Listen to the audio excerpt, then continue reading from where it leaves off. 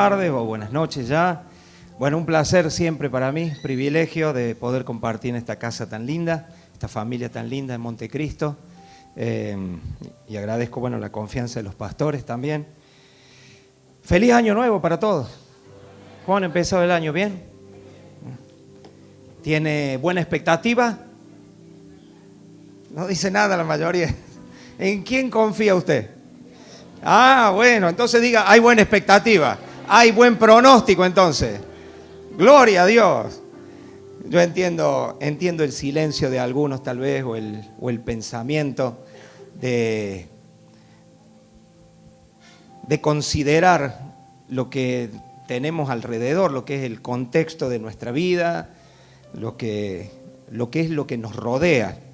Pero ¿sabe qué? No estamos aquí para preocuparnos por esas cosas, sino para creer que algo bueno tiene Dios preparado en este camino que tenemos por delante. Y que podemos tener buena expectativa, porque no es una expectativa de creer que tal vez Dios haga algo. Eso se puede esperar de los hombres. Bueno, tal vez el gobierno pegue una, tal vez pasen estas cosas, tal vez se promulgue la ley, tal vez y veremos.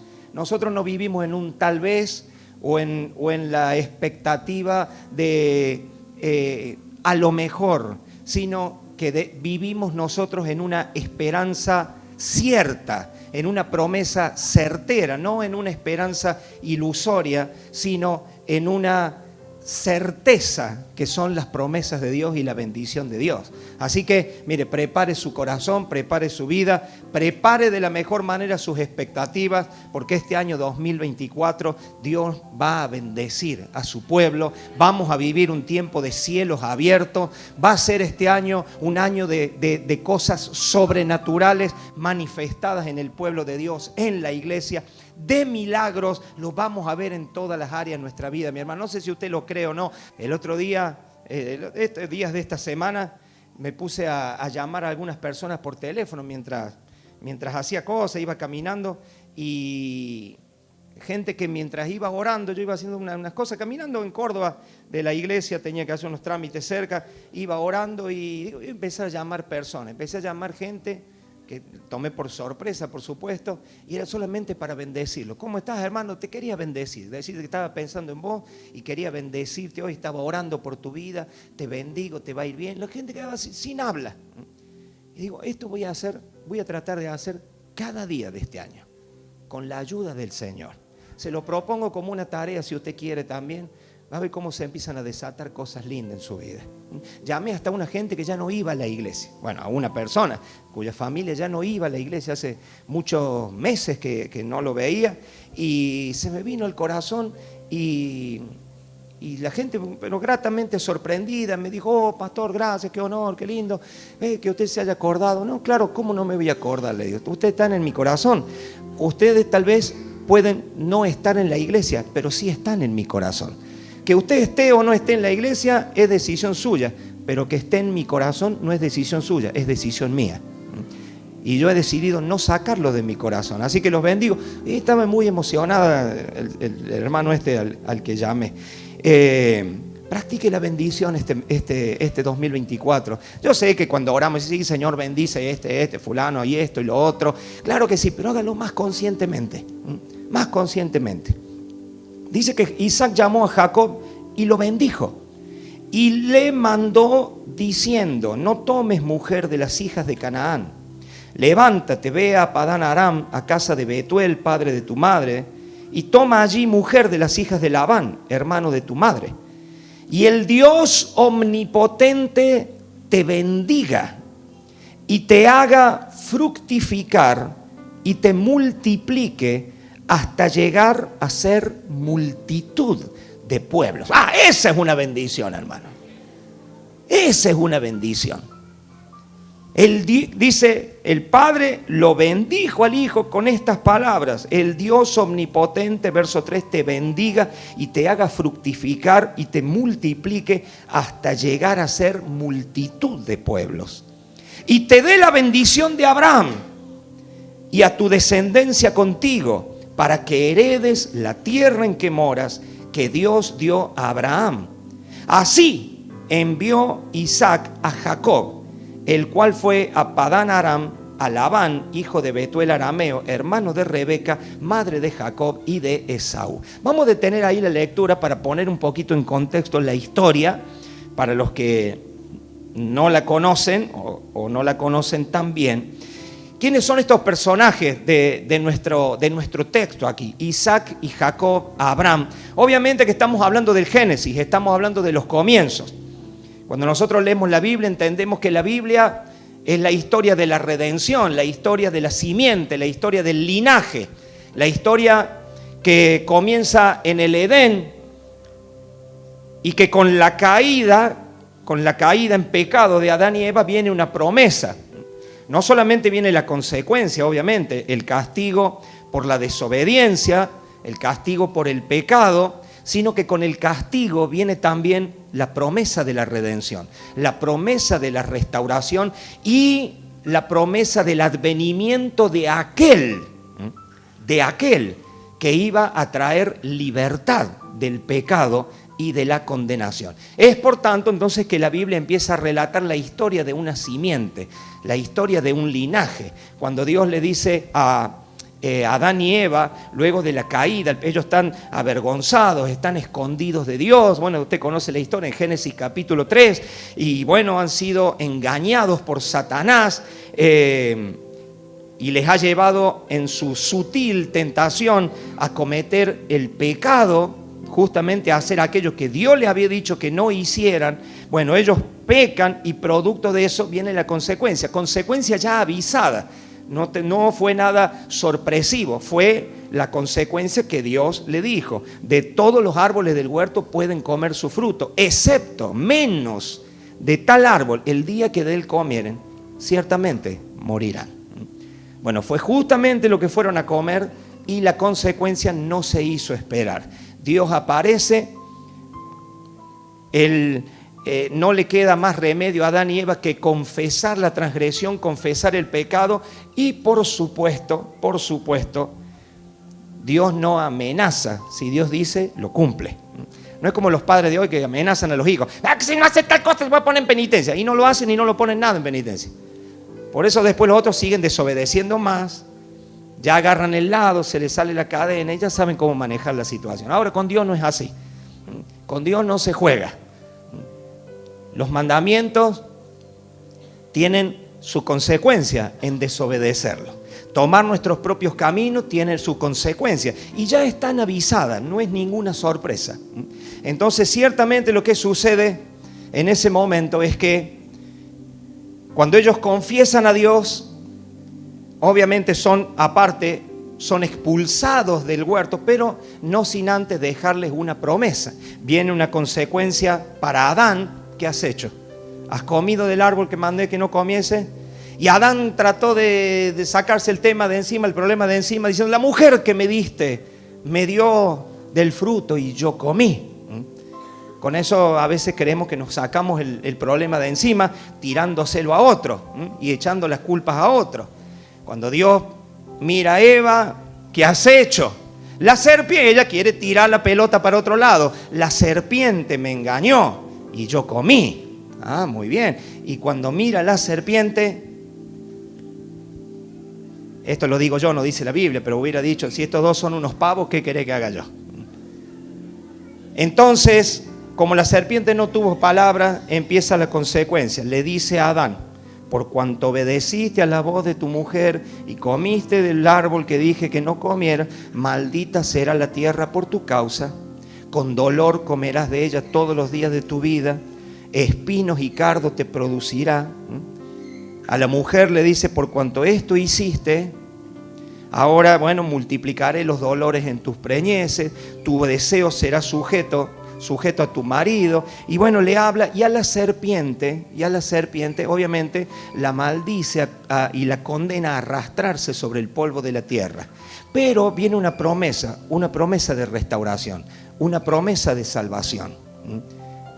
Cuando Dios le dice a Adán y Eva que vendría una simiente, de ellos vendría una descendencia que aplastaría la cabeza de esa serpiente, que quebraría para siempre el poder del pecado al cual o en el cual ahora ellos estaban sujetos y esclavos.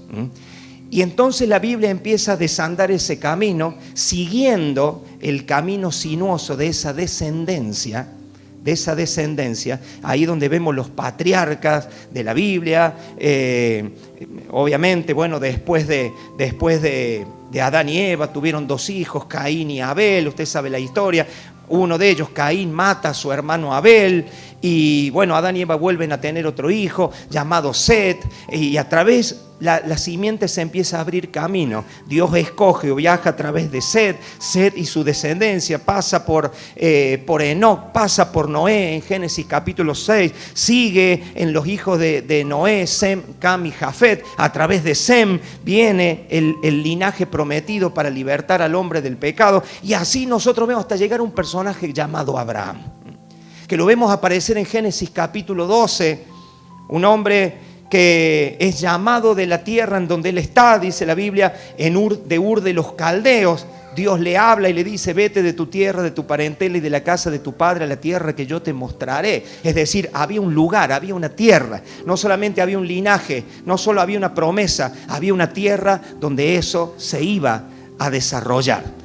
Y Abraham vivía en Ur de los Caldeos, vivía en una civilización, en una cultura y en un contexto totalmente pagano y fuera del conocimiento de Dios. Sin embargo, Dios se aparece a él, Dios le habla, y dice la Biblia que Abraham lo hizo así. Abraham obedeció a Dios, es decir, salió de su tierra, tomó lo que tenía, que era su esposa, los bienes que pudo tomar, y un sobrino llamado Lot fue con ellos, y empezó un viaje que se desarrolla en Medio Oriente, de más de 1200 kilómetros de Ur de los Caldeos hasta la tierra que Dios no le había dicho cuál era, no le nombró ni le dijo qué coordenadas específicamente quedaban, sino que le dijo: vete de tu tierra.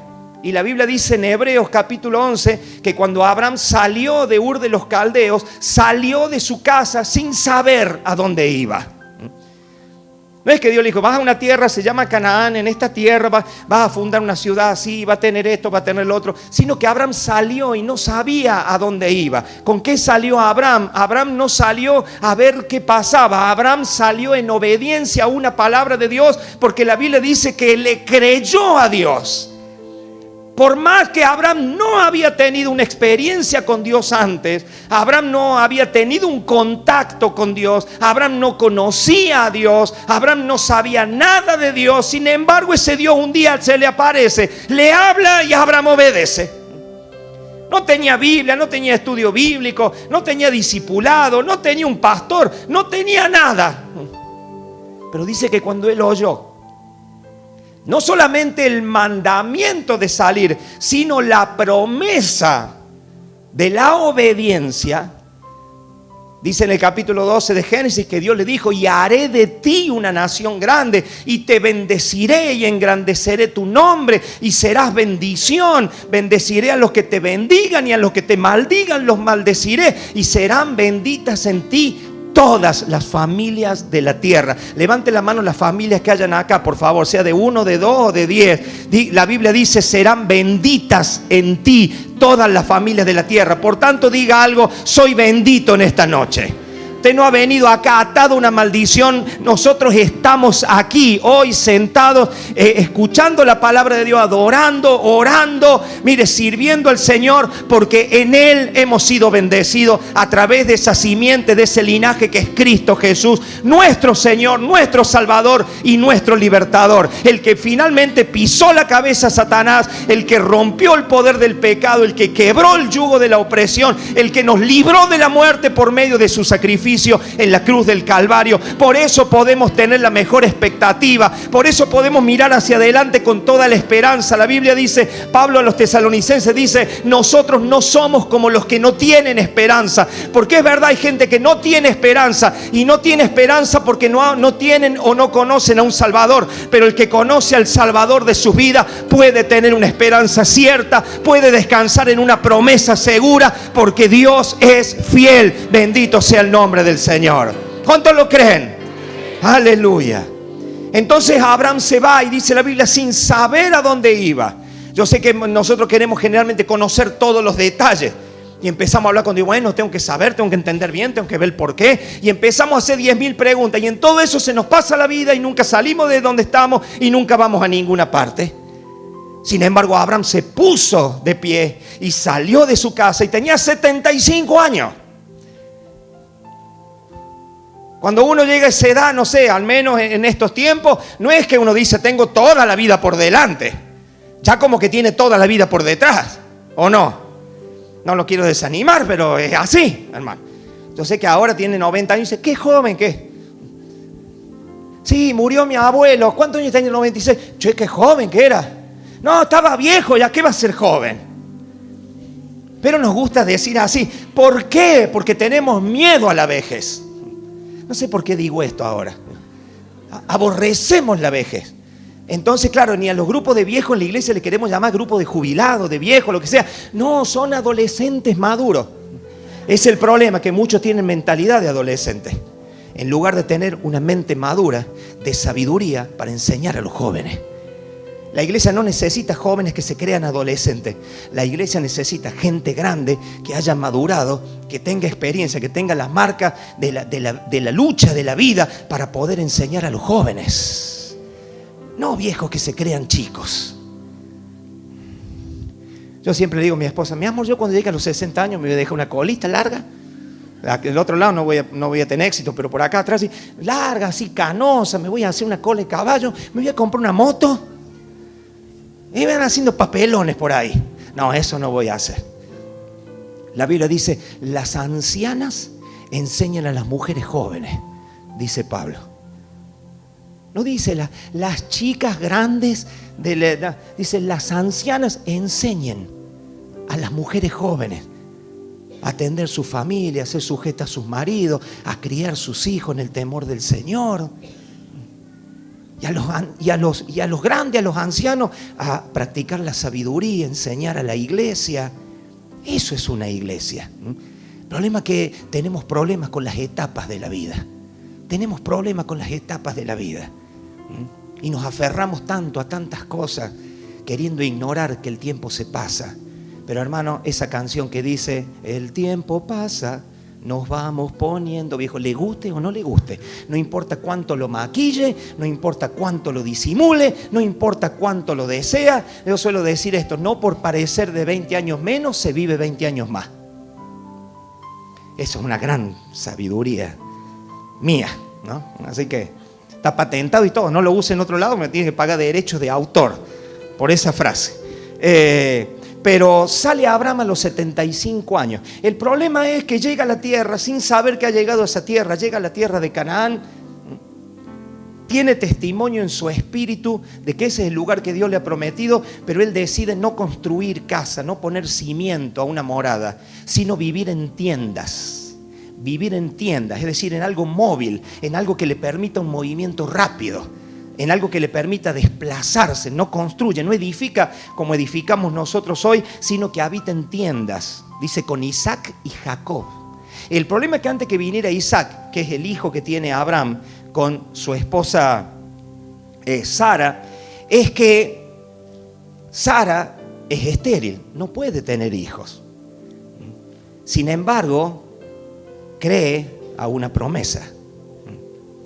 Porque la Biblia dice que no hay nada imposible para Dios. Diga conmigo, no hay nada imposible para Dios. Generalmente le voy a decir algo, que este es un problema que tenemos por una cuestión de que cuesta cambiar la mentalidad. La Biblia dice en Romanos capítulo 2, que se lo voy a decir en la versión Dios habla hoy, porque es muy sintética, cambia tu manera de pensar y cambiará tu manera de vivir. Reina Valera dice renovándonos en nuestra mente, bueno, cambiando, es lo mismo, es cambiar nuestra manera de pensar. Y ¿sabe? Cuando seguimos en una manera de pensar atada a nuestra vieja naturaleza, es muy difícil alinear nuestras expectativas a las promesas de Dios, sino que condicionamos las expectativas de nuestra vida a nuestro contexto. ¿Entiende eso? Nos es difícil porque para eso tiene que haber un cambio de mente, tiene que haber una transformación en nosotros para que nuestra mente, para que nuestro pensamiento esté alineado a la palabra de Dios y a las promesas de Dios. Porque si no se produce ese cambio, esa transformación en nosotros, todas nuestras expectativas van a quedar sí o sí ligadas al ámbito de lo que para nosotros es posible o el contexto en el que estamos. Se lo explico con un ejemplo. Esto quiere decir que algunas personas dicen: sí, yo amo a Dios, yo voy a la iglesia, yo soy una persona de fe. Y cuando vos le hablas de bendición, le hablas de prosperidad, le hablas de crecimiento, le hablas de esto que Isaac bendijo a Jacob, el Dios omnipotente te haga fructificar, te bendiga, te multiplique para llegar a ser multitud de pueblos. Mire el tamaño de esa bendición. Y se lo está hablando a una sola persona, Isaac. Ahora, Isaac sabe lo que es eso, porque Isaac es el único hijo de Abraham y de Sara. Y Sara lo tiene a los 90 años y Abraham a los 99. Y la Biblia dice, obviamente, no sé cuántos creen que eso es realmente imposible, porque a esa edad y encima con un problema de esterilidad, solamente un milagro trae una vida al mundo. ¿Cuántos creen eso?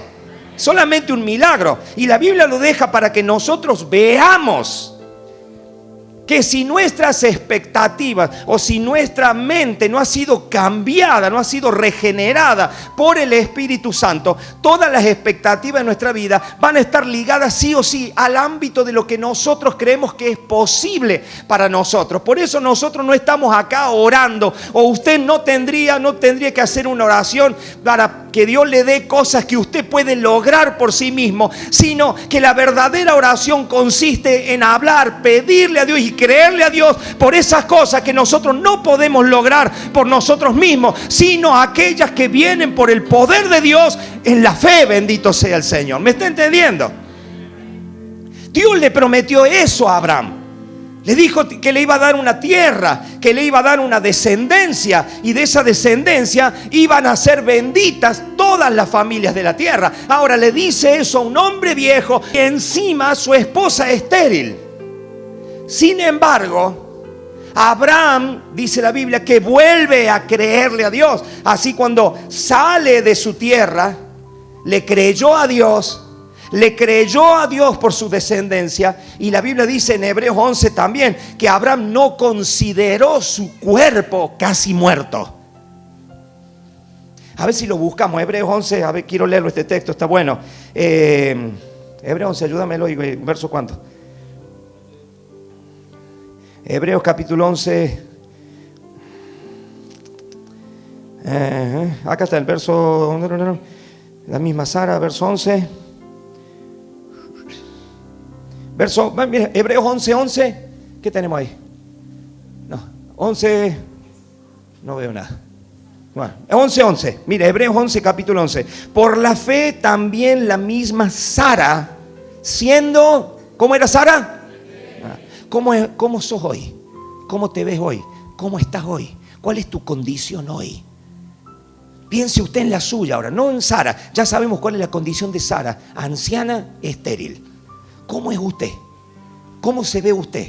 ¿Cuáles son tus expectativas hacia adelante? Bueno, si lo vemos desde el punto de vista natural, no hay forma, no hay manera que una mujer de la edad de Sara y encima estéril pueda tener descendencia, pueda tener un hijo. No hay manera, no hay manera. En Romanos 4:19, ya vamos a leer enseguida. Ahora se dice: por la fe también la misma Sara, siendo estéril, recibió fuerza para concebir. Quiero que levantes tu mano en esta noche.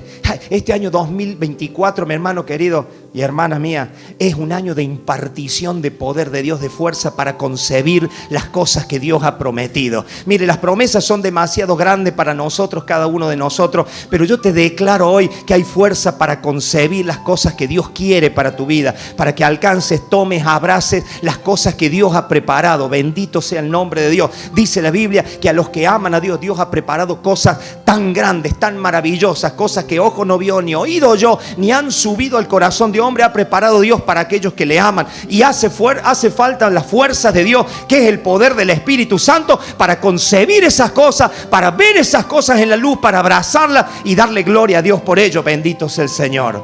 Dice, recibió fuerza para concebir, no unas fuerzas humanas, porque no hay fuerza posible desde lo humano. Tiene que ser otro tipo de fuerza, tiene que ser otro tipo de poder, tiene que haber algo más aquí.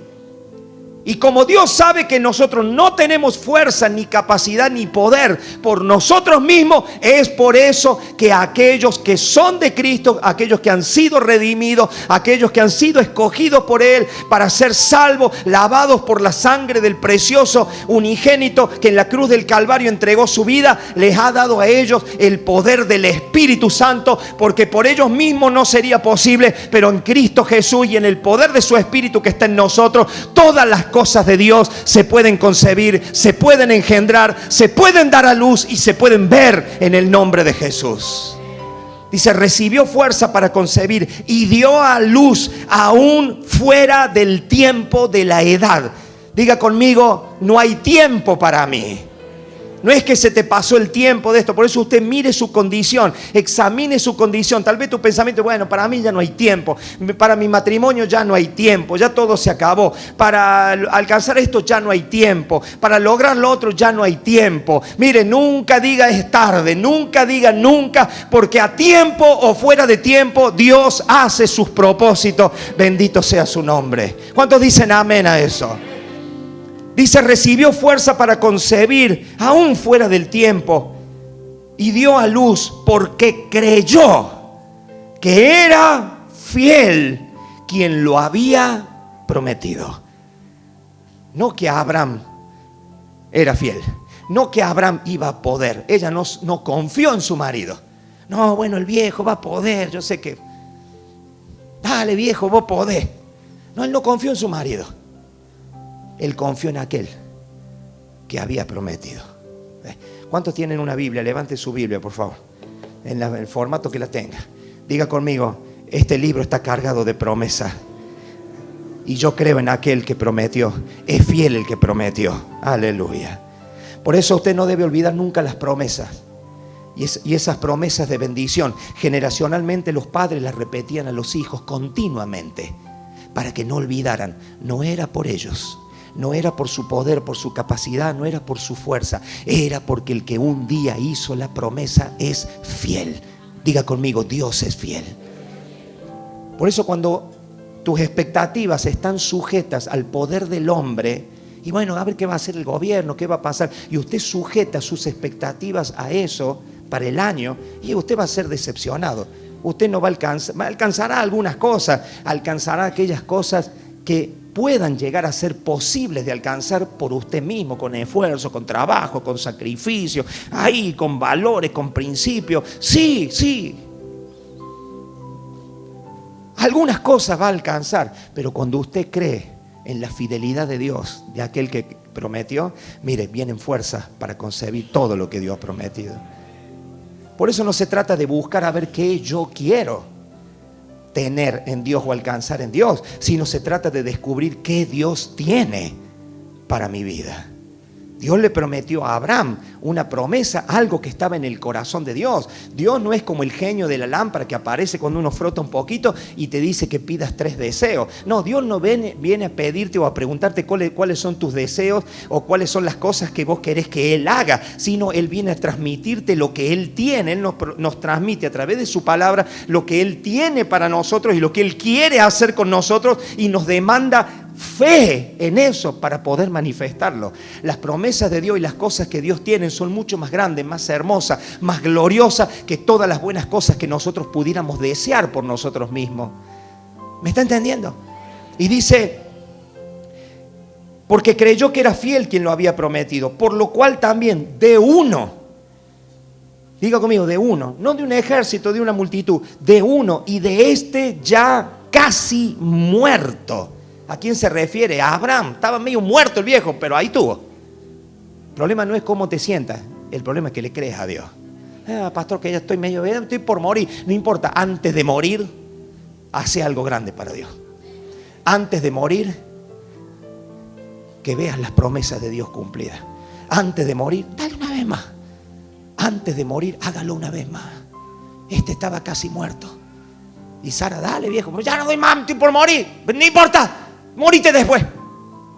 Pero primero vamos a ver lo de Dios. Ella le creyó a Dios. El viejo también le creyó. Aunque estaba casi muerto, le creyeron a Dios. Dice, y esto me encanta, y salieron, no dice que salió un hijo, porque en realidad tuvo un hijo nomás. De tanto salió uno llamado Isaac. Pero la Biblia dice, mire cómo... Lo que pasa es que nosotros todo lo vemos en diminutivo, todo lo vemos pequeño, todo lo vemos chiquito, todo lo vemos ahí, no más allá de nuestra nariz. ¿Cuántos hijos tuvieron Abraham y Sara? Uno. Sin embargo, ¿qué dice la Biblia? Salieron como las estrellas del cielo en multitud. ¡Wow! ¡Wow! ¿Ves cómo la Biblia tiene un lenguaje y nosotros tenemos otra manera de mirar las cosas? Tengo esto nomás. Un trabajito. Lo único que le pido a Dios, un trabajito. Lo único que le pido a Dios, un autito para ir al trabajito. Y una casita para después del trabajito volver en el autito, dormir en mi casita, con una esposita y un hijito. Y soy feliz. Pero como nosotros vemos todo así, vos ves las peticiones de la gente, yo entiendo, no, bueno, que soy humilde, yo no pido mucho. No, si no se trata de que yo pida mucho, se trata de que yo crea lo que Dios dice. La vida espiritual, la oración, no consiste en que usted pida mucho. Ni siquiera que pida, yo lo entiendo porque yo lo he hecho. Cuando aprendí a decir, piden grande, mi hermano, piden grande. Y vos pensás, qué grande puede ser, qué grande puede ser. Si va a pedir una casa, piden grande y vos te pones, somos 4, ¿qué pido? 40 habitaciones, 17 baños, cochera para 25 autos. ¿Qué es pedir en grande? Pregunto yo. ¿Qué es pedir en grande cuando nosotros decimos, piden grande, piden grande, piden grande? Entiendo, por un lado, nuestro lenguaje no te limite, no es el trabajito, el autito, la casita, eso chiquitito. Entiendo, entendemos lo que significa, pero la oración no consiste en que yo pida ni en grande ni en pequeño. Consiste en que yo entienda lo que Dios quiere darme, lo que Dios tiene preparado, que yo descubra eso y que crea que más allá de mi fuerza, de mis tiempos, de mis capacidades nulas, Dios es fiel. Bendito sea el nombre de Dios para darle a usted y a mí mucho más de lo que esperamos. Abraham e Isaac vieron un hijo, pero la Biblia dice era una multitud. Gloria a Dios. Era una multitud. Era una multitud. Salieron como las estrellas del cielo en multitud y como la arena innumerable que está a la orilla del mar. O Dios es muy exagerado, o la Biblia exagera, o nosotros tenemos que cambiar algo en nuestra manera de ver y en nuestra manera de hablar. Salieron como las estrellas en multitud y como la arena innumerable que está a la orilla del mar. ¿Y el otro pasaje era cuál? Romanos 4:19, vamos a verlo. Usted me dice, ¿qué pasó con Génesis 28? Ahí vamos. Romanos, ¿dónde estoy? Busque Romanos, por favor, capítulo 4, verso 19. Me suele pasar esto a veces. Y habla de Abraham. Pero vamos a leer el 18. Para no leer desde el 16. Vamos a leer el 18. Él creyó. ¿Qué hizo Abraham? Está hablando de ¿qué hizo Abraham? Pregúntale que está el otro. ¿Vos crees? Él creyó en esperanza contra esperanza, para llegar a ser. Es decir, cuando no tenía nada, creyó en esperanza para llegar a ser. ¿Qué cosa? Padre de muchas gentes, conforme, no a lo que él quería, sino conforme a lo que se le había dicho. Por eso es muy difícil para aquellas personas que no tienen el hábito, y le voy a dar un deber para el 2024.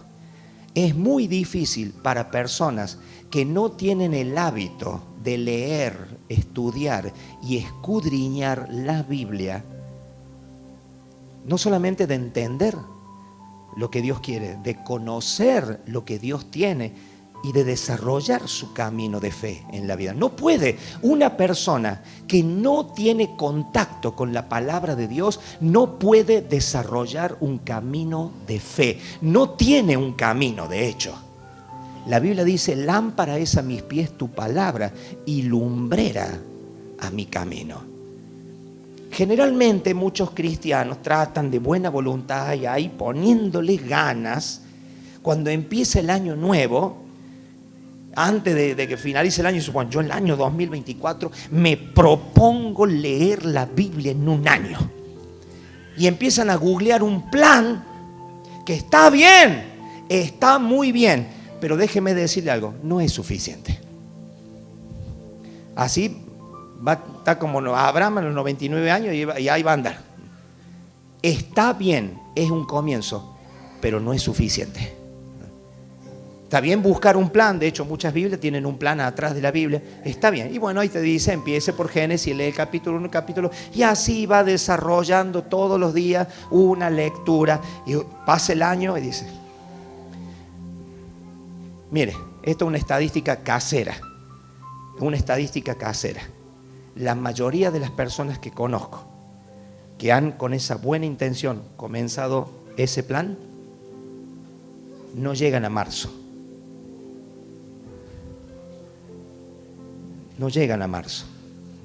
Está bien empezar, está bien comenzar, está bien tener un plan, está bien planificar el año, y algo de las cosas principales que uno tiene que planificar para su vida no es solamente el trabajo, la casa, el negocio, cómo va a hacer y desarrollar estas cosas que tiene usted que administrar y lo que tiene que vivir, sino poner primero aquellas cosas que van a ensanchar tu corazón en fe, que va a traer bendición a tu casa, bendición a tu familia, bendición a tus caminos. La Biblia no puede estar fuera de eso. No puede ser plan B. Bueno, si no me funciona lo que yo puedo hacer, entonces me voy a poner a orar. Obviamente que no, tiene que ser lo primero. Porque si yo no tengo conexión con la palabra de Dios, no tengo conexión con Dios. Si yo no puedo tener comunión con Dios sin Biblia. No puedo. ¿No? Tener comunión con Dios no es una experiencia mística. No es yo siento, a mí me parece, siento esto, siento lo otro. Está bien, yo no tengo problema con lo que se sienta. No. Pero yo no puedo poner eso por mi experiencia, que puedo llamarle experiencia espiritual, no lo puedo poner por encima de que conscientemente yo debo obedecer al Señor cuando dice escudriñad las Escrituras, porque a vosotros os parece que en ellas tenéis vida eterna y ellas son las que dan testimonio de mí. Juan capítulo 5. No se puede. Entonces, mi hermano querido, si usted lo quiere lograr por sus propias fuerzas, yo le digo, no va a llegar muy lejos.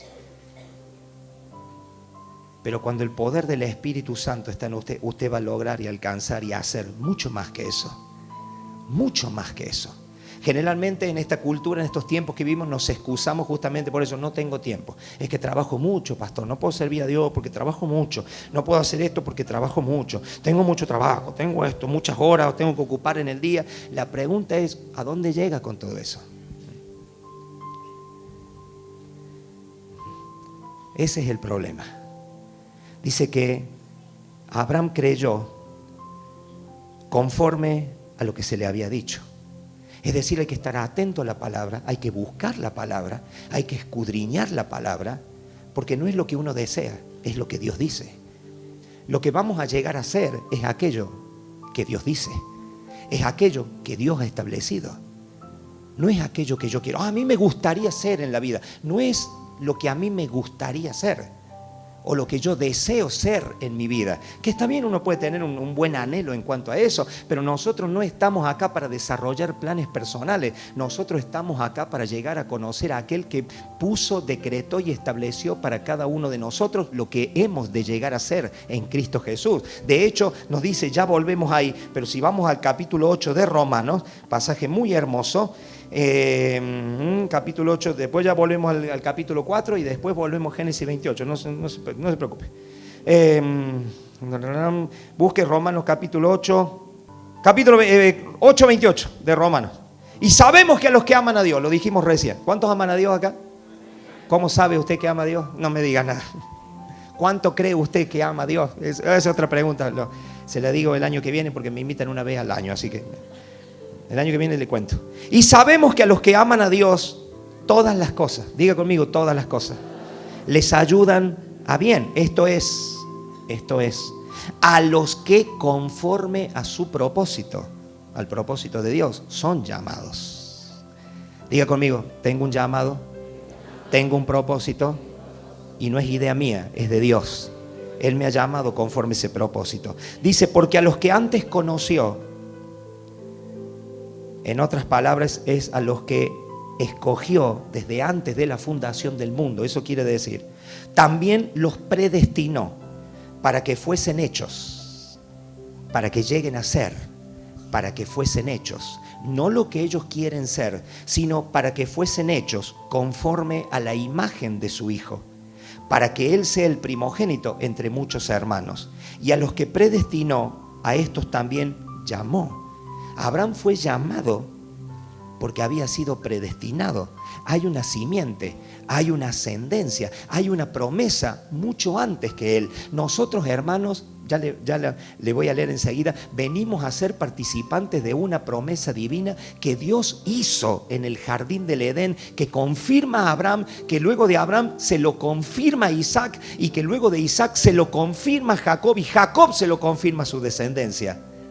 De tal manera que, como dice el libro de Gálatas, Pablo en Gálatas dice, los que son de fe, no los que tienen fe, los que son de fe, estos son hijos de Abraham y herederos de las promesas. Bendito sea Dios. Mire, todo eso que leímos en Génesis capítulo 8, que Isaac bendijo a Jacob y le dio, las palabras que Isaac le dijo a Jacob no eran diferentes a las que Abraham, padre de Isaac, le había dicho a Isaac, y no eran diferentes que a las que Dios le hizo a Abraham cuando lo llamó en su tierra de Ur de los Caldeos.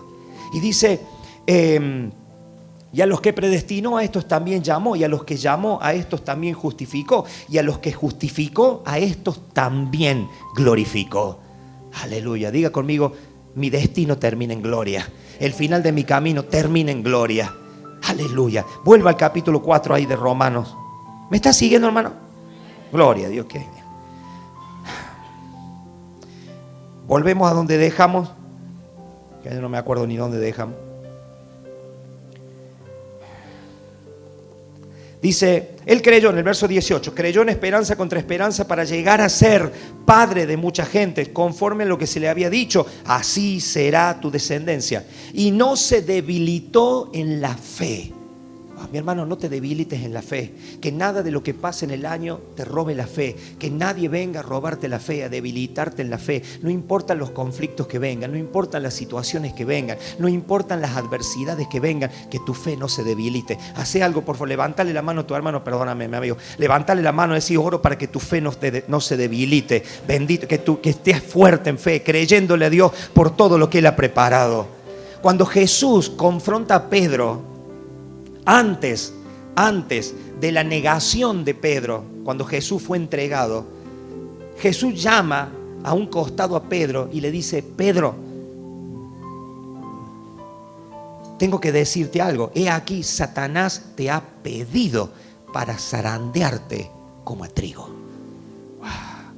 O sea, el diablo nunca duerme, el diablo no descansa. La Biblia dice que anda como león rugiente buscando a quien devorar. Ahora, para todo lo que Satanás pueda hacer, necesita sí o sí el permiso, la autorización de Dios. Y no solo eso, sino que Dios pone límites a toda acción del diablo. O sea, ¿por qué Dios dejaría que el diablo hiciera eso con Pedro o hiciera eso conmigo? ¿Sabe para qué? Para sus propósitos en gloria. Para que nosotros experimentemos cómo todas las cosas a los que aman a Dios ayudan para bien. Y Jesús le dice a Pedro, he aquí, Satanás te ha pedido para zarandearte como a trigo, pero déjame decirte algo, le dice, yo he rogado por ti para que tu fe no falte. Aleluya. Está bien que oremos los unos por los otros, está bien que nos animemos mutuamente unos a otros, como dice la Biblia, pero hay algo mucho más poderoso y por encima de todo eso, hay uno que a la diestra del Padre Todopoderoso está orando, intercediendo. Es el gran intercesor, es aquel cuya oración es escuchada por el Padre, y por la oración de la intercesión del Hijo, las respuestas del Padre vienen hacia aquellos que cuando están en prueba, cuando están en conflicto, cuando están en circunstancias, su fe no falta ni se debilita. ¿Sabe por qué? Porque Dios ha fortalecido sus vidas por la intercesión del Hijo, por el poder del Espíritu Santo que está en nosotros. Bendito sea el nombre de Dios. ¿No es glorioso eso? ¿No te da paz, seguridad, confianza, tranquilidad? Que aún en medio de la adversidad Jesús dijo: yo estaré con vosotros todos los días hasta el fin, y aunque ande en valle de sombra y de muerte, no temeré mal alguno, porque tú estarás conmigo, tu vara y tu cayado me infundirán aliento. Y cuando pase el valle de la adversidad, encontraré una mesa preparada, y en presencia de mis enemigos comeré el banquete que Dios ha preparado. Aleluya. Mire, no tienen que desaparecer tus enemigos para que usted disfrute el banquete de Dios. No tienen que desaparecer los problemas para que usted se sienta en una mesa de banquete. No tienen que desaparecer las adversidades para que usted, mire, pueda gozarse en el Señor. La Biblia, el Salmo 23 dice que ese banquete está preparado en presencia de mis enemigos, delante de mis angustiadores. Angustiadores en la vida, en este camino de esta vida terrenal, tendremos siempre conflictos y adversidades, tendremos siempre. La angustia, tal vez el problema, la enfermedad estará en nosotros, pero eso no nos impide comer lo que Dios ha preparado, el banquete espiritual de bendiciones y de promesas que ha sido dispuesto solamente para aquellos que son de fe. Bendito sea el nombre de Dios. ¿Cuántos están recibiendo y entendiendo lo que digo? Si es que puedo llegar a explicarme en la profundidad y gloria que tiene esta palabra. Dice: no se debilitó en la fe Abraham al considerar su cuerpo, que estaba ya como muerto, pues era de casi 100 años. Claro, viene la promesa y él se mira: ¿qué va a hacer el viejo este? Pensó para sí mismo. No pensó eso. Estaba viejo, estaba grande. Dice: tampoco consideró, tampoco, dice, dudó por incredulidad. No, verso 19. Y no se debilitó en la fe al considerar su cuerpo, que estaba ya como muerto, o la esterilidad de la matriz de Sara. No es que no existía el problema existía. Mire, la vida de fe no es que desaparezcan los problemas. Una vida de victoria no es que no tengas problemas. Una vida de bendición no es que no tengas obstáculos en la vida. Una vida sobrenatural no es que no haya circunstancias, porque las circunstancias están. La vida de victoria es que por encima de eso, por encima de la vejez, por encima de la matriz estéril de Sara, hay fe. La vida sobrenatural no es que no tengas problemas, es que le creas a Dios, que lo que Dios dijo que haría, Él lo va a hacer, porque si Él lo prometió, Él es fiel en cumplirlo. Dios no depende de la fidelidad de los hombres para cumplir lo que Él promete, porque la Biblia dice que aún siendo nosotros infieles, Él permanece fiel. Dios no puede negarse a sí mismo. Dios no puede dejar de hacer cosas que Él ha prometido por causa de que nosotros no hagamos cosas que debemos hacer, sino que como Dios es fiel y Él prometió, Él acomodará todas las cosas y todas las circunstancias para lo que Él dijo que iba a hacer se cumpla. Dice: y Abraham no dudó por incredulidad, dice el verso 20, de la promesa de Dios, sino que se fortaleció en fe, dando gloria a Dios. Mira, hermano, empieza a darle gloria a Dios antes de quejarse tanto, de mirar tantas circunstancias o tanto noticiero desesperante. Empiece a darle gloria a Dios, porque es en la alabanza, es en la gratitud, es en el glorificar a Dios todos los días de nuestra vida donde nuestra fe se fortalece para alcanzar las cosas que Dios ha preparado. No se debilitó en la fe y no dudó, sino, dice, dando gloria a Dios, plenamente convencido de que era también poderoso. No solamente era fiel, sino que era poderoso para hacer todo lo que había prometido. Dios no va a cumplir algunas promesas, las que Él pueda o usted le deje. Abraham creyó que Dios era poderoso. Sara creyó que Dios era fiel. Abraham creyó que Dios era poderoso.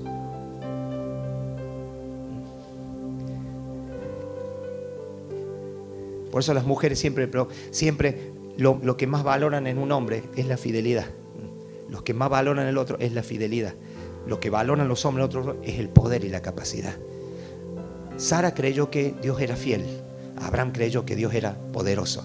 La buena noticia, Él es fiel y también poderoso para cumplir todo lo que había prometido, a pesar de ellos mismos.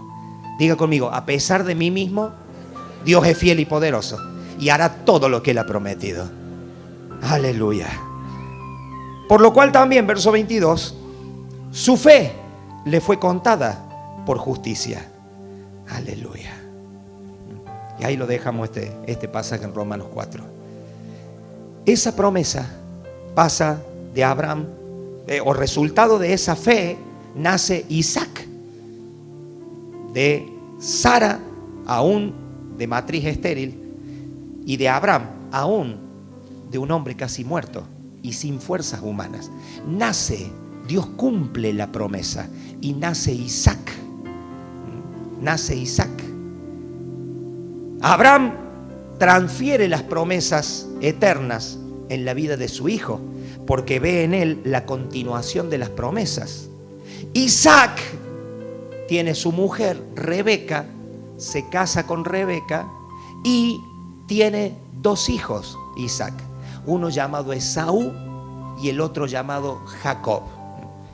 Ahora, como dije que viene ese río de Dios, de la simiente, descendiendo entre las generaciones, Dios escoge a Jacob. De los dos hermanos, que eran prácticamente mellizos, gemelos, nacen a diferencia de minutos. Y en la cultura del Medio Oriente antiguo, obviamente que el derecho de primogenitura, es decir, de recibir la doble porción de la herencia y recibir el patriarcado sobre el resto de la familia, bueno, venía al mayor de la familia. En el caso de Isaac, el mayor era Esaú. El problema es que Dios escoge a Jacob. Y dice la Biblia, no hay que tomarlo esta palabra como suena en nuestro idioma, sino que tiene un sentido y un propósito. Dice la Biblia que Dios dijo, yo escogí a Jacob, amé, y a Esaú aborrecí. Lo que quiere decir, el sentido de esto es, escogió Dios a Jacob para continuar con la línea de la promesa y no escogió a Esaú. ¿Me está entendiendo? Y escoge a Jacob. En Jacob sigue la promesa. Por eso nosotros vemos las vicisitudes ahí en Génesis, cómo hace Jacob para obtener la bendición de Isaac el padre. Porque el padre, Isaac, si bien recibe la promesa, todavía mira en formas naturales o cree ver en forma natural qué es lo que Dios escoge. Y es ahí donde nos podemos equivocar muchas veces. Naturalmente, para Isaac, el heredero de las promesas por derecho de primogenitura y de herencia era Esaú, porque Esaú era el primogénito. Sin embargo, algo sucede ahí en la familia, que no lo vamos a tratar ahora, donde Jacob termina haciéndose el derecho a la bendición y termina llevándose la bendición. De hecho, usted conoce un poco la historia, cómo Jacob hace un trato con Esaú para que Esaú le venda su derecho de primogenitura y cambia ese derecho, cambia esa herencia por un plato de lenteja de un hombre que viene cansado del campo. Mire lo que puede hacer el agobio mental y el cansancio físico. Mire cómo nos limita lo que hacemos cuando estamos demasiado cansados, demasiado abarrotados de problemas, cuando nuestra visión se achica a ver solamente los problemas. No sé cómo voy a salir de esto, no sé cómo voy a llegar a fin de mes, no sé cómo voy a pagar las cuentas con esta inflación, con este dólar, con esta plata, con este gobierno, con esto así, con este país. No sé cómo vamos a hacer y qué nos espera. Y tenemos agobio, cada vez tenemos que trabajar más horas para obtener lo mismo, cada vez tenemos que estar más horas fuera de la casa y menos con nuestra familia, menos con la Biblia, menos con Dios, menos orando, menos sirviendo al Señor, porque cada vez necesitamos más esfuerzo para tratar de obtener lo mismo que teníamos antes. Se produce tal agobio que terminamos perdiendo la perspectiva de las cosas espirituales. la importancia de las cosas espirituales. Entonces lo primero que dejamos es la iglesia, es el servicio, es el discipulado, es de congregarnos, es de la comunión con la iglesia. Empezamos a dejar cosas porque no tenemos tiempo, porque estamos muy cansados, porque tenemos muchos problemas en la vida y porque no sabemos cómo vamos a hacer. Entonces en ese achicar de nuestra visión espiritual es donde se pierden las cosas, donde no pensamos bien, donde no evaluamos bien, donde no nos detenemos a reflexionar en lo que está pasando. Y eso fue lo que le pasó a Esaú. Había trabajado tanto, estaba tan cargado, estaba tan cansado, estaba tan agotado, que ya creía, un día llega a la casa a la noche y se está muriendo de hambre.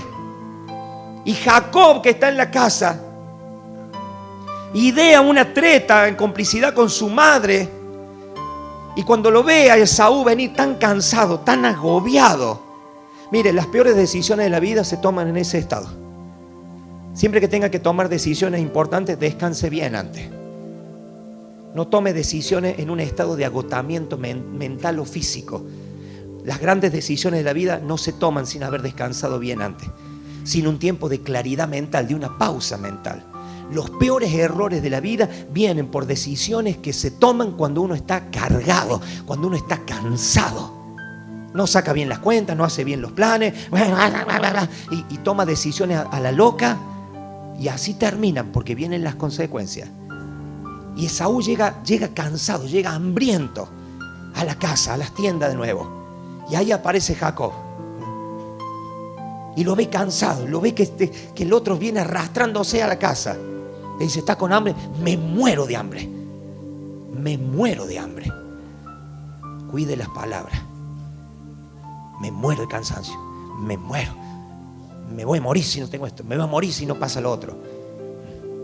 Me muero de hambre. Y Jacob le dice, te hice un guisito de lenteja. ¿Qué te parece?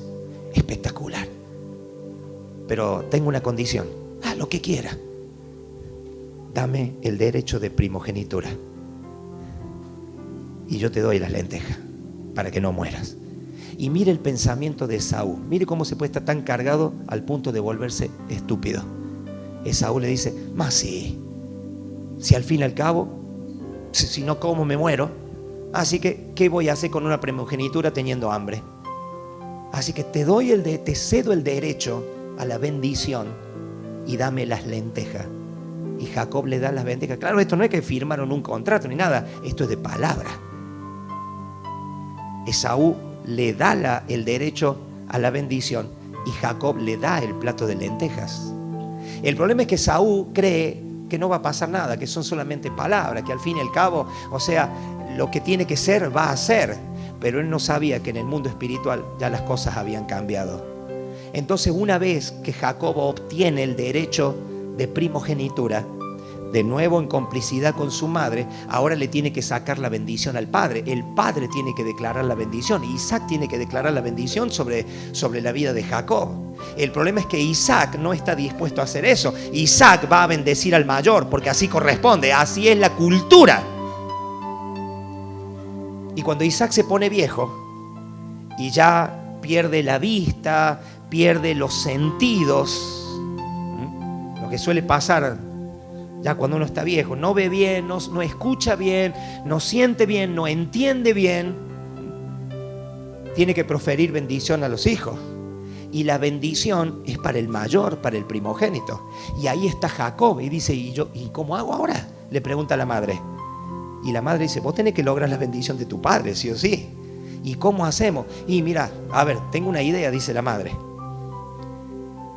Como Esaú, dice la Biblia, que era velludo, era peludo, tenía mucho pelo, así corpulento, tipo que trabajaba en el campo, era cazador, como era. Y Jacob era medio lampiño, más le gustaba, veía más el cable Utilísima que, bueno, el Discovery Channel, cómo cazar leones, no, él veía cómo hacer comidas lindas, cómo decorar la casa, todas esas cosas, que está bien, no hay ningún problema. Pero, y era lampiño, dice que no tenía pelo. Dice, mi padre me va a tocar, cuando me vea que no tengo un pelo, va a saber que lo estoy engañando y en lugar de bendecirme me va a maldecir por el engaño. Y la madre dice, vamos a hacer una cosa, le puso un traje de pieles de animales, dice, tu padre va a tocar y como ya no escucha bien, ni ve bien, ni siente bien, va a creer que es tu hermano y te va a bendecir. Y el hijo tiene miedo, ¿y si se da cuenta el papi? si se da cuenta tu padre, que la maldición sea sobre mí y no sobre ti. Cuidado con eso. Y Jacob entra, el padre llama para bendecir al primogénito, y entra Jacob, asustado, extiende la mano: hijo mío, dame la mano para que te toque, y lo empieza a tocar el padre. Sí, tiene pelo como Jacob, como Esaú, y le habla, y Jacob le responde, dice: che, vos, tu físico, lo que te toco, parece Esaú, pero te escucho el timbre de voz, tu manera de hablar, parece Jacob. No, padre, soy Saúl. ¿Qué te pasa? Hay que aprender a cambiar la voz a veces. Deje de hablar con esa voz. Es que no soy nada. Soy un fracasado. Es que yo no merezco nada. Y si Dios quiere. Con ese espíritu de lástima que vamos dando. Y venimos a la iglesia y ponemos cara en circunstancias. No, que yo no merezco nada, pastor. No merezco nada, pero yo tengo que venir sabiendo que en la iglesia hay un espíritu de gracia. No vengo por aquello que merezco, sino por aquello que Dios me ha dado en Cristo Jesús, por gracia. Bendito sea el nombre de Dios. No vengo acá para recibir por lo que merezco, por lo bueno que fui, por lo bueno que hice en el año pasado, por las buenas obras de cada día. No es por lo que merezco, sino por lo que Dios ha ofrecido en gracia a aquellos que se atreven a creer en sus promesas. Bendito sea Dios. Y cuando lo toca, al final termina profiriendo la palabra de bendición. Isaac bendice a Jacob y Jacob sale. Ahora, después de él viene Esaú por detrás. Son los que siempre llegan tarde, nunca están a tiempo. Ellos no entienden ni los tiempos ni los lugares. Ellos no entienden los lugares de bendición, no entienden los tiempos de bendición, no entienden de diseños de Dios. Ellos creen que Dios obra como a ellos les parece, donde a ellos les parezca y como ellos quieren que sea. Son esos que dicen: no vamos a la iglesia porque Dios está en todos lados. Y si Dios está en todas partes, me va a hablar en mi casa o en la iglesia, y te dicen: es lo mismo. Y vienen a la iglesia a cualquier hora, vienen un domingo sí y un domingo no. Hay un discipulado sí, otro discipulado no. Un día sirven, al otro día no quieren servir. Un día están enchufados, al otro día están desenchufados. Un día están animados, al otro día están deprimidos. Y ellos viven la vida espiritual como a ellos les parece. No entienden de tiempos, de protocolos divinos, de principios de reino. Tampoco les interesa mucho. Pero quieren la bendición. Yo sé que acá no hay ninguno de esos. Acá todos tienen caras de Jacob, medios tramposos, pero al fin y al cabo Dios obra. Dios obra. Así con esa cara de tramposo y todo, Dios obra. Entonces cuando Esaú llega, claro, ya llegó tarde, pero él no lo sabe. Entonces viene y dice: papá, acá estoy, bendígame, padre, por favor. Y el padre dice: ¿vos quién sos? ¿Cómo quién soy? Yo soy Esaú, tu hijo mayor. Soy el primogénito, así que vengo para que me bendigas. Isaac le dice: ¿sabes qué? Yo ya di mi bendición. No tengo otra bendición. Se la he dado a tu hermano. ¿Cómo a mi hermano si soy yo? Le dice: hijo, lo lamento decir que está lo tuyo. Y mira, si no te avivas, lo lamento. Lo lamento por vos si no te avivas. Y Esaú se queda sin bendición. Y el padre dice: ya está, lo hecho está. Lo proferido está declarado, no lo puedo deshacer. Pero ¿cómo que no? Le dice el hijo. No puede ser. Entonces el hijo monta en rabia, en odio, en enojo contra el hermano Jacob y jura matarlo. Dice: yo a este lo mato. Este no se va a salir con la suya. Y es ahí donde nuevamente, en complicidad con su madre le habla a su padre Isaac, e Isaac lo envía a Jacob con la excusa de buscar esposa para él, porque obviamente Jacob no estaba casado. Con la excusa de buscar esposa, en realidad el problema era que su hermano lo quería matar, y le dice: huye. Y ahí es donde volvemos a Génesis 28 y lo dejamos solamente en ese enunciado, donde le dice: vete. Llamó Isaac a Jacob y lo bendijo, y le mandó diciendo: no tomes mujer de la tierra de Canaán, donde ellos vivían, porque eran cananeas, eran paganas, no eran de la familia. Dice: vete, levántate, ve a Padán Aram, a la casa de Betuel, a tu tío, padre de tu madre, y toma allí mujer de los hijos de Labán, hermano de tu madre, y el Dios omnipotente te bendiga y te haga fructificar y te multiplique hasta llegar a ser multitud de pueblos, y te dé la bendición de Abraham y a tu descendencia contigo, para que heredes la tierra en que moras, que Dios dio a Abraham. Así envió Isaac a Jacob, el cual fue a Padán Aram, a Labán, hijo de Betuel arameo, hermano de Rebeca.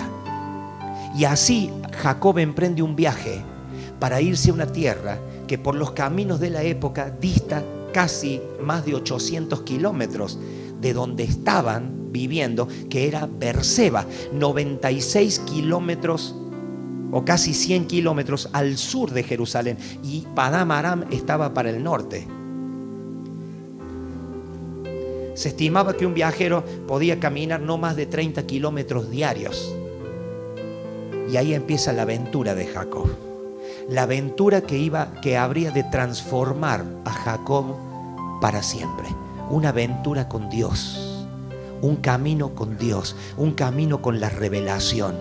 Un camino donde Dios prepararía cada instancia a partir de ese momento para que Jacob llegue a ser el padre de una nación que se llamaría Israel. Dice que Jacob salió, mire verso 10, venga el verso 10. Salió pues Jacob de Beerseba y fue a Harán y llegó a un cierto lugar y durmió allí. Claro, no podía ir Jacob por caminos tradicionales, porque su hermano era posible que lo alcanzara con sus hombres y a caballo, camello, que lo alcanzara. Entonces tuvo que tomar caminos de monte, sendas que no existen para transitar ese camino. Dice, llegó a un cierto lugar y durmió allí, porque ya el sol se había puesto, y tomó de las piedras de aquel paraje y puso a su cabecera y se acostó en aquel lugar.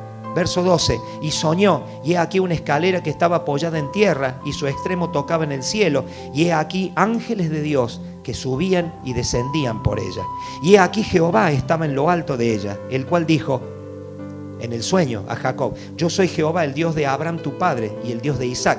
La tierra en que estás acostado te la daré a ti y a tu descendencia. Será tu descendencia como el polvo de la tierra, y te extenderás al occidente, al oriente, al norte y al sur, y todas las familias de la tierra serán benditas en ti y en tu simiente. He aquí yo estoy contigo y te guardaré por donde quiera que fueres, y volveré a traerte a esta tierra, porque no te dejaré hasta que haya hecho lo que te he dicho. Y despertó Jacob de su sueño y dijo, ciertamente Jehová está en este lugar, y yo no lo sabía. Y tuvo miedo y dijo, cuán terrible es este lugar. No es otra cosa que casa de Dios y puerta del cielo. Ese evento, esa noche en que soñó Jacob, ya había salido de su casa aproximadamente 4 días antes. Ese lugar le pone Jacob por nombre Betel, a una ciudad, estaba cerca de una ciudad pegada a un pueblo que se llamaba Luz. Sin embargo, ese lugar él lo bautiza como Betel. Betel quiere decir casa de Dios. Bet, casa, él, obviamente Dios. Y dice que allí donde estuvo durmiendo a la intemperie, en el campo, bajo un árbol quizá, pone una piedra como almohada a su cabeza.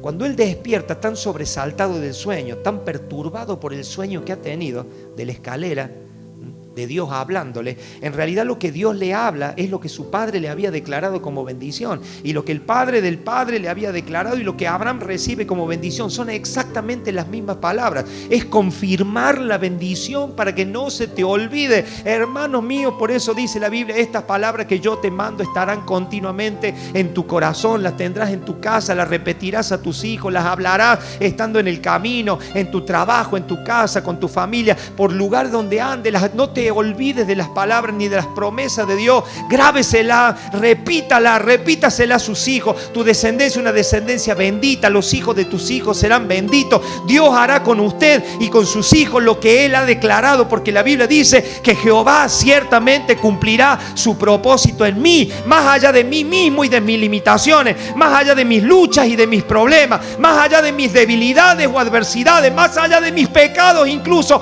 aquellos que uno comete sin querer quererlo, pero por tener esta naturaleza pecaminosa que aún lucha en nosotros. Pero nada de eso puede impedir que Dios obre, que Dios haga, que Él establezca lo que Él ha dicho, que Él cumpla su propósito, porque Él es fiel y porque Él es poderoso y porque Él quiere que recuerdes cada día de tu vida que hemos sido bendecidos con toda bendición espiritual en Cristo Jesús, y juntamente con Él estamos sentados en lugares celestiales. Aleluya, bendito sea Dios. No sé si usted le cree a Dios. Yo creo a Dios por cosas grandes y mucho más grandes las que vienen todavía. Vengan por favor los hermanos de la música si pueden. Y Él tiene un sueño, y en ese sueño Él ve una escalera gigante, que un extremo obviamente toca la tierra y el otro extremo está en el cielo.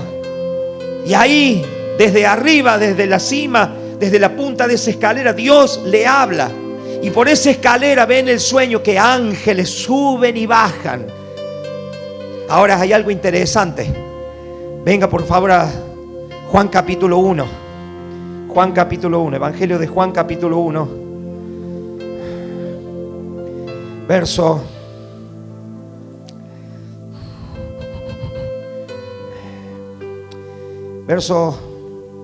43.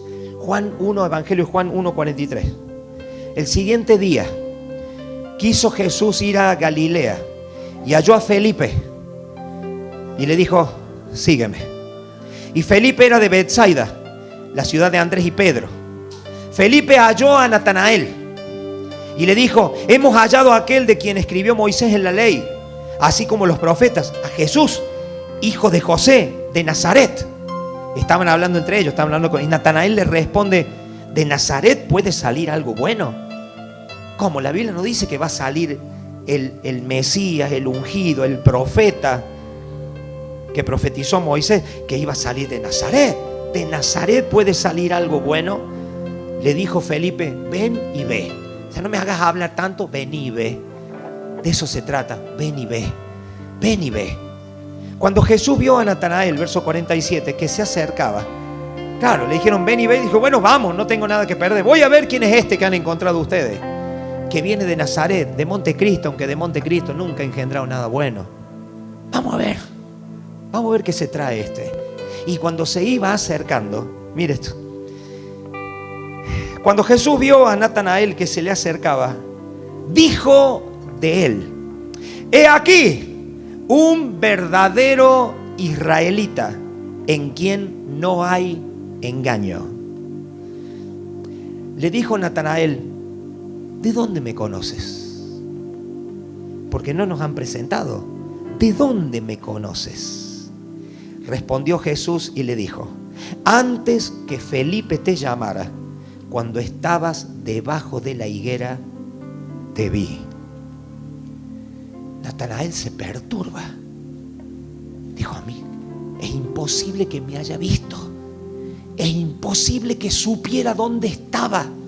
Es imposible que tuviera conocimiento de eso. ¿Vio cuando usted sabe que hay algo que usted sabe y que nadie más lo sabe y que es imposible que alguien más lo pueda saber?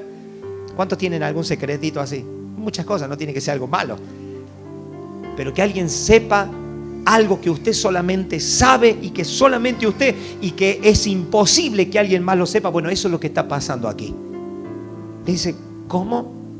Sí, cuando estabas debajo de la higuera te vi. Respondiendo Natanael le dijo: Rabí, tú eres el Hijo de Dios, tú eres el Rey de Israel. Esa es la primer confesión de los discípulos. Y mire lo que le responde Jesús. Respondió Jesús y le dijo: porque te dije, te vi debajo de la higuera, ¿crees? Estaba bien que creyera. Natanael hace una declaración impresionante. Dijo: tú eres el Hijo de Dios, tú eres el Rey de Israel, tú eres el Mesías, tú eres el Salvador del mundo. Y debe haber sido cómico. Jesús se tiene que haber sonreído. Todo eso porque te dije que te vi debajo de la higuera. Todo eso porque te puedo decir hasta a qué hora estuviste en el baño. Todo eso porque puedo conocer cada uno de tus pensamientos más secretos, más ocultos, más internos, que nadie conoce y a nadie le has revelado nunca. Todo eso por eso. Todo eso porque puedo decirte lo que sientes en este mismo momento. ¿Dices todo eso? Y mire lo que le dice. De cierto os digo. No, perdón, leemos el otro. Respondió Jesús y le dijo, porque te dije, te vi debajo de la higuera, ¿crees? Cosas mayores que estas. Verá, levante la mano. Mire, 2024 vienen cosas mayores de las que usted piensa, de las que usted cree y de las que usted ha soñado. Viene un año de cielos. Mejor viene, no, estamos transitando un año de cielos abiertos, un año de bendición, un año de fluir de gracia y de poder del Espíritu Santo como no lo hemos experimentado nunca. Bendito sea Dios. Dice, cosas mayores que estas verás. Y le dijo, de cierto os digo, que de aquí en adelante, aleluya, no vuelva para atrás, mi hermano. No vuelva para atrás porque hay un de aquí en adelante. No esté atado. Mire, demos gloria por lo que pasó. Yo miro en gratitud lo que pasó, lo que Dios ha hecho, de dónde Dios me ha sacado, las cosas que me ha perdonado, de lo que me ha limpiado, lo que me ha hablado. Mire, yo miro con mucha gratitud, mucha nostalgia, pero con gratitud, hermano, pero por nada del mundo me quiero perder lo que viene por delante. Dice, de aquí en adelante veréis el cielo abierto. Diga conmigo, cielos abiertos. Y a los ángeles de Dios que suben y descienden sobre el Hijo del Hombre. Esta es una clara referencia que hace Jesús al hecho de Génesis 28 con el sueño de Jacob. Ese es el sueño de Jacob. Jesús toma la referencia, dice, de aquí en adelante veréis el cielo abierto y a los ángeles de Dios que suben y descienden sobre el Hijo del Hombre. Entonces la referencia clara es que la escalera de Jacob es el Señor Jesucristo y que los ángeles que suben y bajan representando, simbolizando la providencia divina del Dios eterno sobre la criatura débil con todos sus temores, es por medio de Cristo Jesús. Esa escalera es Cristo. Los ángeles representan todo lo que Dios dispone para sus hijos, la promesa de estar con ellos, de no abandonarlos, de cuidarlos en el camino, de protegerlos, de proteger a sus hijos, de darle promesa a su descendencia hasta que lleguemos a ser lo que Dios ha determinado que seamos. Bendito sea Dios. No sé cómo ves tu familia y tu casa hoy. Tal vez veas un desastre delante tuyo con tus ojos, pero yo te animo que le crees a Dios. Yo te animo que te levantes en fe, que confieses la palabra y confieses la promesa, porque la Biblia dice, no te dejaré hasta que haya hecho contigo lo que yo te he dicho. Bendito sea el Señor. Aleluya. Y en Génesis 28, este es el primer voto que se ve en la Biblia. No es un pacto, es un voto. E hizo Jacob voto, diciendo, si fuere Dios conmigo y me guardare en este viaje en que voy, y me diere pan para comer y vestido para vestir, y si volviere en paz a casa de mi padre, Jehová será mi Dios, y esta piedra que he puesto por señal será casa de Dios, y de todo lo que me dieres el diezmo apartaré para ti. Acá puede haber un problema de interpretación con esta palabra sí. Parece un condicional, parece un trato, aunque Jacob todavía lucha con una naturaleza engañosa, porque el nombre Jacob significa engañador, suplantador, su naturaleza humana. Por eso cuando Jesús se encuentra con Natanael dice, hey, ese es un israelita en quien no hay engaño. Es el contraste directo con la vida de Jacob, que es el padre de Israel, pero aquel que necesitó del engaño para alcanzar sus fines. Y parece que acá hubiera un trato. Bueno, Dios le hace una promesa y dice, bueno, a ver, si Dios está conmigo y me diere pan, y me diere casa, y me diere vestido, y me acompañe en mis cosas, si fuere conmigo, me guardare en el viaje, y si vuelvo en paz, pareciera aquí una condición. Pareciera aquí que, o podría interpretarse, que Jacob está haciendo una especie de trato con Dios, donde Jacob promete darle una propina a Dios si Dios es bueno. Si Dios hace todo eso que Jacob espera, entonces Jacob le dice: yo te voy a dar una buena propina, quédate tranquilo.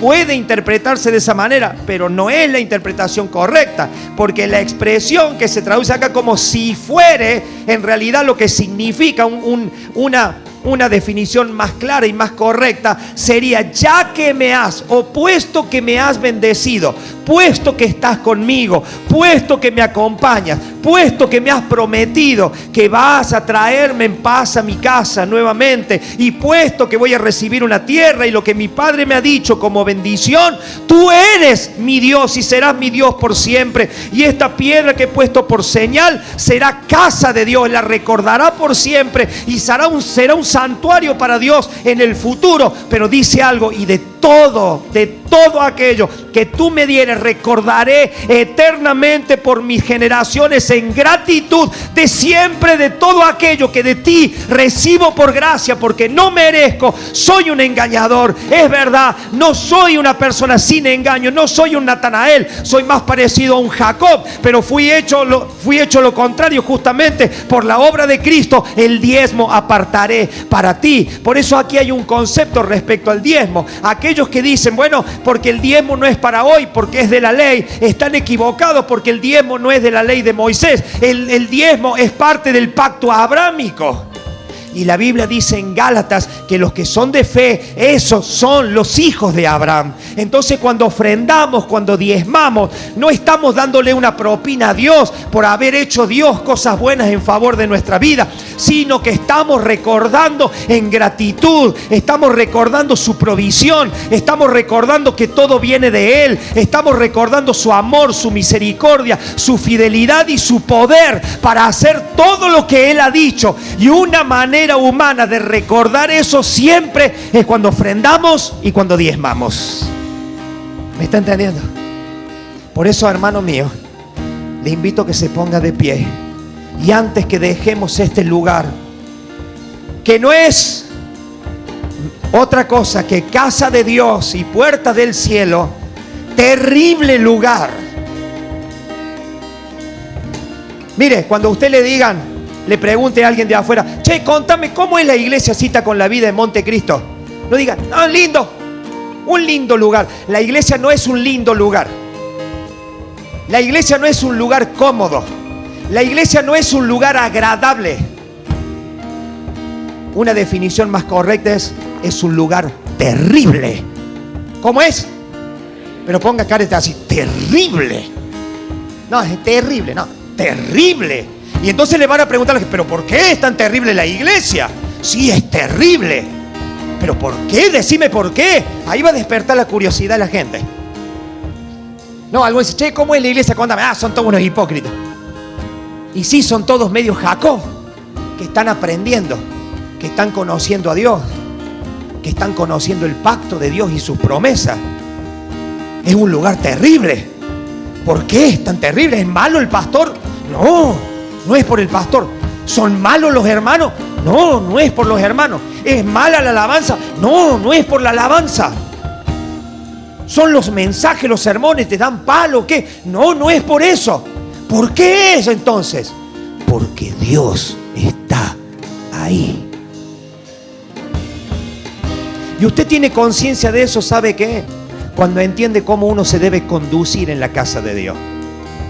Cuando usted es de aquello que la reunión empezó a las 8 y llega a las 8:30, todo así, comiendo chicles, saludando, va al baño, va a la librería, charla con uno, va con el otro, y recién cuando se ambienta que ya están predicando hace como media hora, y ahí usted se dispone a escuchar, usted da a entender que eso no es terrible para usted, que Dios no está ahí, que usted está haciendo un favor de estar en la iglesia. No entiende la gracia que lo ha traído usted y el poder que lo ha traído usted, para que usted conozca las promesas y las bendiciones que en Cristo Jesús nos han sido dadas. No ande promocionando la iglesia con un lugar lindo, gente linda, amorosa, buenita, te abrazan, te dan besos, te bendicen, te regalan caramelo, entretienen a tus hijos, ay, te llevan de campamento a la pileta. Está bien todo eso, pero eso no es la iglesia. ¿Qué es esto?, dijo Jacob. Dios estaba aquí y yo no lo sabía. Es el problema de muchos. No saben dónde están. Y creen que si está Dios tienen que temblar las paredes. Ahí no tembló nada.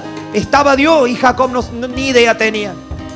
Cuando tiene ese sueño, ahí entiende.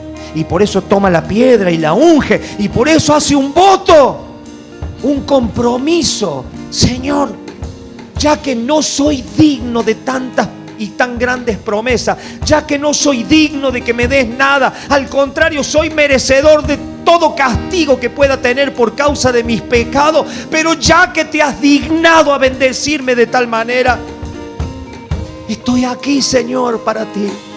Quiero servirte, quiero conocerte, quiero hacer tu voluntad y que hagas conmigo lo que tú quieras.